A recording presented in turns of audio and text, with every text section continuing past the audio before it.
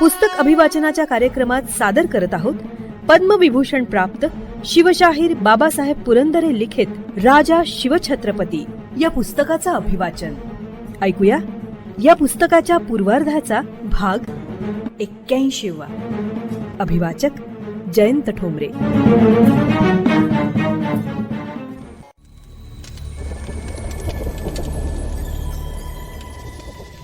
विशाळगडाच्या वाटेवर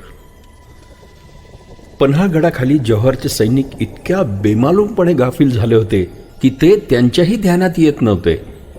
ते आणि जव्हारच्या हाताखालचे सरदारही मोहीम फत्ते होऊन शिवाजी हाती आल्याच्या स्वप्नात रंगून गेले. जणू कोणी त्यांच्यावर मोहिनी मंत्रच टाकला होता. आज 3.5 महिने अहोरात्र पालीसारखे सावध राहून ते पाळत ठेवीत होते. धो पावसातही त्यांची पावले आणि डोळे जागा सोडून गेले नव्हते. पण आज मात्र गंगाधर पंतांनी शरणागतीची मोहिनी टाकली. त्यातच वारा सुसाट वाहू लागला आणि पाऊसही बरसू लागला. विजांची लखलख आणि ढगांचा गडगडाट सुरू झाला. गडावर धावपळ गडबड नव्हती, पण सर्वांची हृदय मात्र धडधडत होती.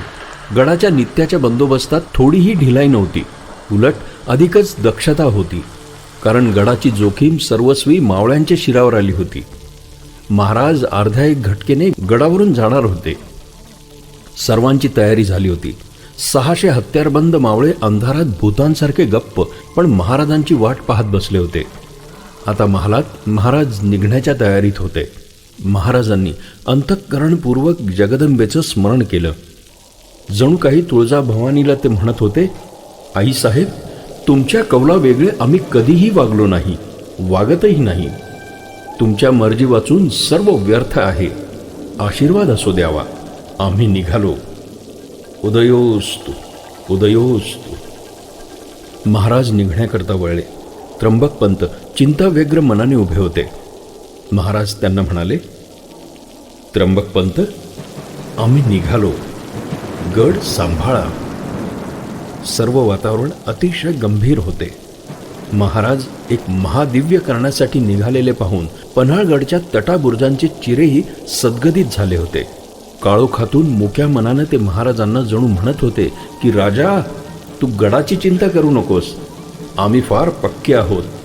जीव खालीवर होतो तो तुझ्याच साठी. महाराज गंभीरपणे पावले टाकीत निघाले. त्यांच्या हृदयस्थानी धैर्यलक्ष्मी उभी होती. त्यांच्या प्रत्येक श्वासातून जणू आदेश उमटत होता की पन्हाळगडच्या निष्ठावंत तटाबुर्जांनो, माझ्या प्राणप्रिय मावळ्यांनो, माझी चिंता करू नका. यश देणारी श्री शक्ती आदिमाता आहे. जीवावरचे धाडस आहे. जगदंबेची इच्छा दिसते की हे स्वराज्य संकटाच्या निखाऱ्यातून तावून सुलाखून निघावे. आपण एकदा पोत हाती घेतला, आता खाली ठेवणे नाही. आपापले कर्तव्य कसोशीने पार पाडण्याचा ध्यास धरा. आपण वाघाचे जिणे जगणारी माणसं आहोत. जर वाघाचे जिणे जगायचे असेल तर शिकाऱ्यांच्या बंदुकीतून सुटणाऱ्या गोळ्या खायची तयारी ठेवली पाहिजे. आपली शिकार झाली तरी चालेल. जगात आपल्यावर कुणी प्रेम केलं नाही तरीही पर्वा नाही. आपण वाघ आहोत, मर्द आहोत, स्वराज्याचे शिलेदार आहोत. महाराज महालातून बाहेर पडले.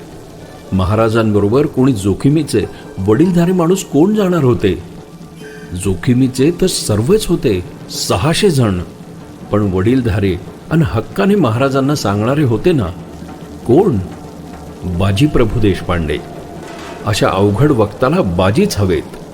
बाजीच्या बरोबर फुलाजी होतेच आणि त्यांचे म्हणजेच बांदल देशमुखांच्या निस्बतीचे मावळेही होते.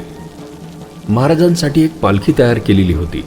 महाराज येताच 600 मावळे उठले. पन्हाळगडापासून ते विशाळगड उर्फ खिळणा 20 कोस लांब होता. पायी जाण्याशिवाय गत्यंतर नव्हते. महाराजांना पालखीतून पळवीत न्यायचे असे ठरले होते. आणखी एक पालखी तयार होती. ती दुसरी पालखी कोणाकरता कोण जाणे. महाराजांनी पालखीत पाऊल ठेवले. प्रत्येकाचे काळीज धडधडत होते.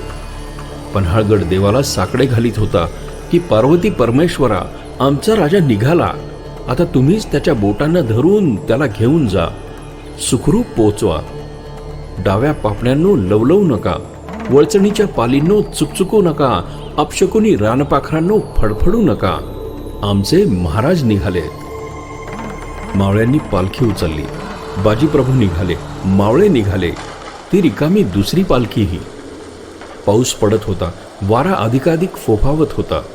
आभाळातील काळे ढग एकमेकांना दरडावीत होते, विजांचे तडाखे एकमेकांना देत होते.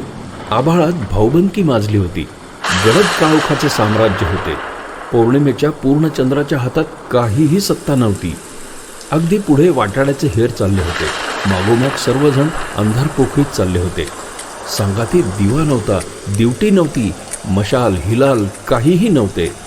पालखी खालीवर लवलव करीत होती आणि 600 हृदयही. रात्रीचा हा पहिला प्रहर चालू होता. गडाचा दरवाजा हळूच उघडला. पालखी बाहेर पडली.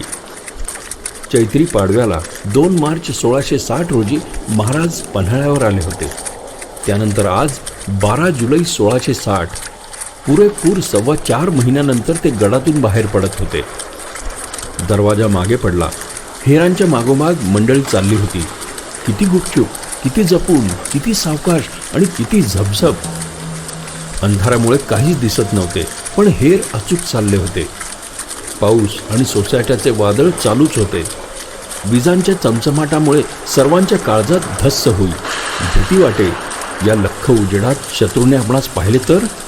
जीव खालीवर होत होता. पालख्यांना किती झोके हिलकावे बसत असतील. पावसाच्या झडीखाली मावळे कसे चालले असतील. विजेच्या उजेड्यात त्या चिंब भिजलेल्या मावळांची अंगे कशी चमकत असतील याची कल्पनाच केलेली बरी. महाराज श्रींचे स्मरण करीत होते. जगदंब जगदंब. सबंध डोंगरावरून पाणी खळखळत होते. मोठमोठे धबधबे धो धो धो आवाज करीत खोल दऱ्यात कोसळत होते. रातकिड्यांनी कर्कश सूर धरला होता. काजव्यांची चमचम चौफेर चालू होती. सारे वातावरण भयानक होते. त्यातच डोंगरभर पावसाच्या पाण्यावरून बहरून आलेले कळंब, कुंद आणि कुडांच्या जाळी धुंद सुगंध उधळीत होत्या. केवढा घमघमत होता. गडाचा निम्मा डोंगर वादळाशी झगडत संपला. आता छाताडे जास्त धडधडू लागली. वेढा जवळजवळ येत चालला होता. हेर अचूक चालले होते. लखलखणाऱ्या विजांमुळे हेरांनी हेरून ठेवलेल्या वाटेवरच्या खुणा दिसत होत्या आणि काहीसा फायदाच होईल. पायथा जवळ येत चालला. वेड्याची हद्द जवळ येत चालली. आली. अगदी थोडे अंतर राहिले. आता अगदी जीवाचा करार. त्या मुसळधार पावसातही प्रत्येकाच्या अंगातून धास्ती धसक्याने घामाच्या धारा वाहत असतील कदाचित. अत्यंत सावध होता प्रत्येकजण. काळजी काळजी काळजी. त्या निधड्या छाताडातील उखळात दण दण कांडण चालले होते. वीज कडाडली की काळजात धस्स होत होते. जणू मुसळाचा घाव उखळाच्या काठावरच आदळत होता. वेढा आता अगदी नजीक आला. 100 पावले, 40, 25. पावसाचा आणि वादळाचा सोसाटा भयंकर होता. क्षितिजाच्या पलीकडून जमीन आणि आसमानाच्या दोन्ही ओठातून वायू एवढी जबरदस्त फुंकर घालीत होता की जणू पृथ्वीची गती रोधली गेली होती. हेरांनी शोधलेल्या मार्गावर आणि इतरत्रही सामसून दिसत होती. 10 पावले गेली, 5 गेली, आणि वेढाच लागला. सृष्टीचं थैमान चाललेलं आणि मावळ्यांच्या खांद्यावर स्वराज्याची जोखीम. हो, आठवले आठवले. युगांनी युगांनी अशीच एक रात्र उगवते. फार फार शतकांपूर्वी, कलियुगापूर्वी एका भयान अंधार कोठडीत एक दिव्य बालक जन्माला आले. जन्माला आल्याबरोबर त्याला ठार मारण्यासाठी राक्षसांनी त्या कोठडीला वेढा दिला होता. ती रात्र अशीच होती. अशाच विजा, असेच काळीज धडधडत होते. असाच असुरांचा वेढा भोवती. वासुदेवानं बाळाला घेतलं अगदी धडधडत्या काळजानं, भेदरलेल्या दृष्टीनं. टकामका चौफेर पाहत देवाचं नाव घेत. बाजीप्रभूंनी आणि मावळ्यांनी वेढ्यात पाऊल टाकलं. चपळाईने झप झप झप मावळे पालखी घेऊन पळत होते. प्रत्येकाचा जीव मुठीत होता. शत्रूच्या ऐन ओठात होते ते. पावसानं आडवे तिडवे फटकारे बसत होते. विजा किंचाळत होत्या. हेरांनी निवडलेल्या त्या संधी सपाटीत मुळातच पहारे नव्हते. जे मोर्चे आणि चौक्या पहारे नेहमी किंचित दूर असत तेही या तुफान वादळामुळे जागा सोडून तंबूत बसले होते. हाच तो गाफीलपणा. परंतु तेवढ्यात जर एखाद्या हशमानं पाहिलं तर, फाडकन एखादी गोळी कुठून सणसणीत आली तर, कोणाचीच हृदय जागेवर राहिलेली नव्हती. सर्व भरवसा जगदीश्वरावर टाकून एक एक पडते पाऊल पदरात घेऊन ते चालले होते. वेढ्याची हद्द संपत आली, थोडीशी उरली. जौहरच्या हर्षमांना कल्पनाही नव्हती. ते आपापल्या डेऱ्यात सुखी होते. एवढ्या भयंकर पावसात आणि वादळात कोणता हशम पहारेकरी तंबूच्या बाहेर येईल, आणि तेही उद्याच्या रात्री शिवाजी जातीनं जौहर साहेबांच्या तंबूत स्वतः होऊन हजर होणार हे नक्की ठरल्यानंतर आता जरुरी काय पहाऱ्याची मोर्चांची. जौहरचे हशम अवघ्या एका दिवसासाठी एवढे गाफील बनले. महाराजांना घेऊन 600 लोकांची टोळी वेढ्यातून निघून जात होती. शत्रूला फक्त निसर्गाचाच सडसडाट ऐकू जात होता. शिवाजी पळतोय याची त्यांना कल्पनाही नव्हती आणि चाहूलही नव्हती. महाराजांना निसर्गाने अनुकूल साथ दिली. वेढ्याची हद्द संपली, ओलांडली. सर्वांच्या हृदयातून आनंदाची झुळूक आर पार निघून गेली. पण भय संपले नव्हते. वेढा मागे पडत चालला, पालखी पुढे पळत होती. शत्रू मागे राहिला. चुटकीच्या अंतरावर, टाळीच्या अंतरावर, हाकेच्या, शिळेच्या, शिंगाच्या अंतरावर. आपण सुटलो या आनंदाने मावळ्यांची मने मोहरली. आता विशाळगडाच्या रोखाने पावले धावत होती. महाराज सिद्धी जोहरच्या मगर मिठीतून नव्हे, मगर मुखातून सही सलामत निसटले होते. खरोखरच आश्चर्य. तुळजा भवानीने शत्रूला भूल घातली खास.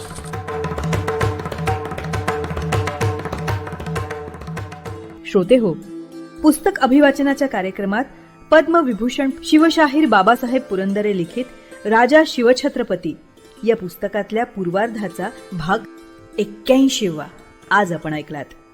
रसिक हो, आपल्याला हे पुस्तक अभिवाचन आवडतंय, भावतंय, ऐकावंसं वाटतंय हे आपण दिलेल्या कमेंट्सवरनं लक्षात येतच आहे. पण आपण आपल्या याविषयीच्या कमेंट्स, प्रतिक्रिया आम्हाला रेकॉर्ड करूनही पाठवू शकता. या पुस्तक अभिवाचनासाठी येणाऱ्या प्रतिक्रियांवर आधारित प्रतिसाद या विशेष कार्यक्रमात त्याचा नक्कीच समावेश केला जाईल. मग आता त्यासाठी आमचा व्हॉट्सअप क्रमांक आहे 94-222-55909. क्रमांक पुन्हा एकदा ऐका, 9422255909. तसंच तुम्ही ईमेलही करू शकता. त्यासाठी आमचा मेल आयडी आहे image27@gmail.com. imagead27@gmail.com. तेव्हा आपल्या प्रतिक्रिया रेकॉर्ड करून आम्हाला नक्की पाठवा. आम्ही त्याची आतुरतेने वाट बघतो आहोत.